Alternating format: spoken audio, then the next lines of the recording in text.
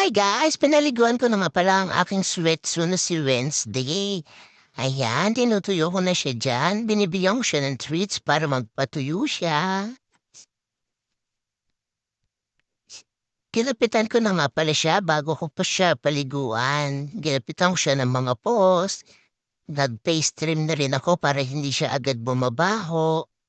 Kasi mas madalas bumabaho ang paa at saka muka ng ating mga swetso. Kaya ayan. Nilinisan ko na siya kasi lagi lang siyang nasa kwarto. Yan, naman gusto niya ang kanyang treats. Tuwing naliligo siya at saka nagtitrim ako sa kanya, binibigyan ko siya lagi. Para nagpapaligo siya. Kaya na siya. Sobrang cute. Ang hirap tuloy ng balahibo kasi ang kapal. Tinrim ko pa yan lagay na yan. Sobrang cute niyan. I-follow niyo na siya. Salamat!